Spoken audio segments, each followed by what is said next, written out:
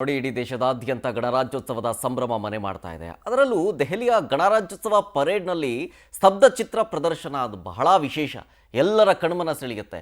ಈ ಒಂದು ಸ್ತಬ್ಧ ಚಿತ್ರದಲ್ಲಿ ಲಕ್ಕುಂಡಿ ಸ್ತಬ್ಧ ಚಿತ್ರ ಆಯ್ಕೆಯಾಗಿದೆ. ಗದಗ ಜಿಲ್ಲೆಯ ಲಕ್ಕುಂಡಿ ಗ್ರಾಮದ ಬ್ರಹ್ಮಜಿನಾಲಯ ದೇಗುಲದ ಸ್ತಬ್ಧ ಚಿತ್ರ ಇದು ಆಯ್ಕೆಯಾಗಿದೆ.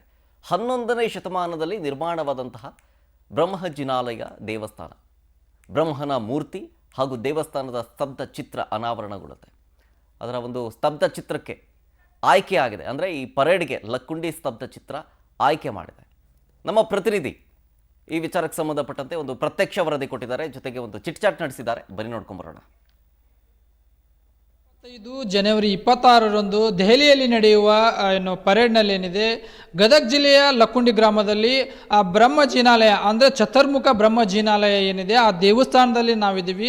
ಆ ದೇವಸ್ಥಾನದ ಬ್ರಹ್ಮಜಿನಾಲಯದ ಚತುರ್ಮುಖ ಬ್ರಹ್ಮನನ್ನು ನಾನು ನಿಮ್ಗೆ ತೋರಿಸ್ತಾ ಹೋಗ್ತೀನಿ. ನನ್ನ ಹಿಂಭಾಗದಲ್ಲಿ ಅಂದರೆ ಈಗ ನೀವು ನೋಡ್ತಾ ಇರೋದು ಇದು ಬ್ರಹ್ಮಜಿನಾಲಯ ಅಂದರೆ ಚತುರ್ಮುಖ ಬ್ರಹ್ಮಜಿನಾಲಯದ ಮೂಲ ಚಿತ್ರ. ಈ ಮೂಲ ಚಿತ್ರ ಏನಿದೆ, ಇದೇ ಮೂಲ ಚಿತ್ರ ಈಗ ನಡೆಯುವ ದೆಹಲಿಯಲ್ಲಿ ಪರೇಡಿನ ಮುಂಭಾಗದಲ್ಲಿ ಕಂಡು ಬರ್ತಾ ಇದೆ. ಈ ಮುಂಭಾಗದಲ್ಲಿ ಕಂಡುಬರುವ ಈ ಚತುರ್ಮುಖ ಬ್ರಹ್ಮ ದೇವಾಲಯ ಏನಂದರೆ ದೇವಾಲಯ 11ನೇ ಶತಮಾನದಲ್ಲಿ ಕಲ್ಯಾಣ ಚಾಲುಕ್ಯರು ಈ ದೇವಾಲಯವನ್ನು ಕಟ್ಟಿದ್ದಾರೆ. ಅದೇ ರೀತಿಯಾಗಿ ಈ ದೇವಾಲಯ ಪೂರ್ವಾಭಿಮುಖವಾಗಿ ವಿನ್ಯಾಸವನ್ನು ಹೊಂದಿದ್ದು, ಅಂದರೆ ಗರ್ಭಗುಡಿ ನಿಮ್ಮ ಈಗ ತೋರಿಸ್ತಾ ಇದ್ರಲ್ಲ ಅದು ಗರ್ಭಗುಡಿ. ಆ ಗರ್ಭಗುಡಿಯನ್ನು ಹೊಂದಿರತಕ್ಕಂಥದ್ದು, ಅದೇ ರೀತಿಯಾಗಿ ಅಂತರಾಳ ಗುಡಿಯನ್ನು ಹೊಂದಿರತಕ್ಕಂಥದ್ದು ಮತ್ತು ಗೂಢ ಮಂಟಪವನ್ನು ಹೊಂದಿರುತ್ತೆ. ಇಲ್ಲಿಯ ಶಿಲ್ಪಕಲೆಯನ್ನು ನೀವು ನೋಡ್ತಾ ಇರ್ಬೋದು, ನಮ್ಮ ಕ್ಯಾಮ್ರಾ ಪರ್ಸನ್ನ ತೋರಿಸ್ತಾ ಇದ್ದಾರೆ. ಇಲ್ಲಿ ಅನೇಕ ರೀತಿಯ ಶಿಲ್ಪಕಲೆಯು ಈ ದೇವಸ್ಥಾನದ ಆವರಣದಲ್ಲಿ ನಿಮಗೆ ಕಂಡು ಬರ್ತಾ ಇದೆ. ಅಂದರೆ 11ನೇ ಶತಮಾನದಲ್ಲಿಯೇ ಈ ರೀತಿಯಾದ ಶಿಲ್ಪಕಲೆಗಳನ್ನು ಮಾಡಿದರಂದರೆ ನೀವು ಆಶ್ಚರ್ಯ ಪಡಬೇಕಂಥದ್ದೇನಿಲ್ಲ. ಅದೇ ರೀತಿಯಾಗಿ ಅಂತರಾಳ ಅಂದರೆ ಗೃಹಕ್ಕೆ ಹೊಂದಿಕೊಂಡು ಅಂತರಾಳವಿದ್ದು ಮೂಲೆಗಳಲ್ಲಿ ಅರ್ಧ ಕಂಬಗಳನ್ನು, ಮುಂಭಾಗದಲ್ಲಿ 2 ಚಕ್ರ ರೀತಿಯ ಸ್ತಂಭಗಳು ವಿನ್ಯಾಸ ರೀತಿಯಲ್ಲಿ ಈ ಶಿಲ್ಪಕಲೆಯಲ್ಲಿ ಅಂದರೆ ಲಕ್ಕುಂಡಿಯ ಚತುರ್ಮುಖ ಬ್ರಹ್ಮ ದೇವಾಲಯ ಏನಿದೆ ಆ ಚತುರ್ಮುಖ ಬ್ರಹ್ಮ ದೇವಾಲಯದಲ್ಲಿ ಕಂಡು ಬರ್ತಕ್ಕಂಥದ್ದು. ನಮಗೆ ಇಲ್ಲಿಯ ಇತಿಹಾಸದ ಬಗ್ಗೆ ಅಂದರೆ ಯಾವ ರೀತಿಯಾಗಿ ಈ ಇತಿಹಾಸವನ್ನು ದೆಹಲಿ ಮಟ್ಟಕ್ಕೆ ಒಯ್ದರು, ಇದು ಯಾವ ರೀತಿಯಾಗಿ ಕಂಡು ಬಂತು, ಅದನ್ನು ಯಾವ ರೀತಿಯಾಗಿ ಮಾಡಿದರು ಅನ್ನೋದನ್ನು ಇಲ್ಲಿಯ ಅಂದರೆ ಲಕ್ಕುಂಡಿಯ ಪ್ರಾಧಿಕಾರದ ಆಯುಕ್ತರು ಏನಿದ್ದಾರೆ ಶರಣು ಗೋಗೇರಿ ಅವರು ನಮ್ಮ ಜೊತೆಗಿದ್ದಾರೆ. ಅವರನ್ನು ಮಾತಾಡ್ತಾ ಹೋಗ್ತೀನಿ. ಯಾವ ರೀತಿಯಾಗಿ ಈ ಏನು ದೇವಾಲಯ ಸೆಲೆಕ್ಟ್ ಆಯಿತು ಅನ್ನೋದನ್ನು ಅವ್ರ ಬಾಯನ್ನು ಕೇಳೋಣ. ಪ್ರತಿ ವರ್ಷ ಕೇಂದ್ರ ಸರ್ಕಾರ ಗಣರಾಜ್ಯೋತ್ಸವದ ಪರೇಡ್ನಲ್ಲಿ ವಿವಿಧ ರಾಜ್ಯಗಳಿಗೆ ಅರ್ಜಿಯನ್ನು ಆಹ್ವಾನಿಸಿ ವಿವಿಧ ಕಾನ್ಸೆಪ್ಟ್ಗಳನ್ನು ತಾವು ಕೊಡಬೇಕು.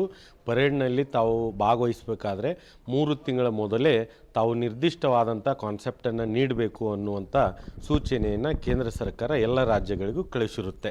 ಇದನ್ನು ಅನುಷ್ಠಾನ ಮಾಡುವಂಥವರು ರಕ್ಷಣಾ ಇಲಾಖೆ, ಕೇಂದ್ರ ಸರ್ಕಾರ.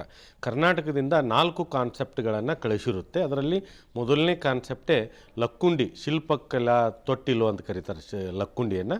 ಅದರ ಜೊತೆಗೆ ವಿಶೇಷವಾಗಿ ಇಡೀ ದೇಶದಲ್ಲಿ ಕರ್ನಾಟಕ ರಾಜ್ಯ ಸರ್ವ ಜನಾಂಗದ ಶಾಂತಿಯ ತೋಟ, ಎಲ್ಲ ಧರ್ಮಗಳಿಗೂ ಗೌರವವನ್ನು ಕೊಡುವಂಥ ಒಂದು ಹಿರಿಮೆ ಕರ್ನಾಟಕ ರಾಜ್ಯ ಹೊಂದಿದೆ. ಆ ಒಂದು ಉದ್ದೇಶದಿಂದ ಕರ್ನಾಟಕ ರಾಜ್ಯದ ಗದಗ ಜಿಲ್ಲೆಯ ಲಕ್ಕುಂಡಿಯಲ್ಲಿರುವಂಥ 3 ದೇವಸ್ಥಾನ, ಮೊದಲನೇದಾಗಿ ಜೈನ ಬಸ್ತಿ, ಎರಡನೇದು ಕಾಶಿ ವಿಶ್ವನಾಥ ದೇವಸ್ಥಾನ, ಮೂರನೇದು ನನ್ನೇಶ್ವರ ದೇವಸ್ಥಾನ, ಈ 3 ದೇವಾಲಯಗಳನ್ನು ಒಳಗೊಂಡಿರುವಂಥ ಒಂದು ಟ್ಯಾಬ್ಲೋ ರೆಡಿಯಾಗಿದೆ.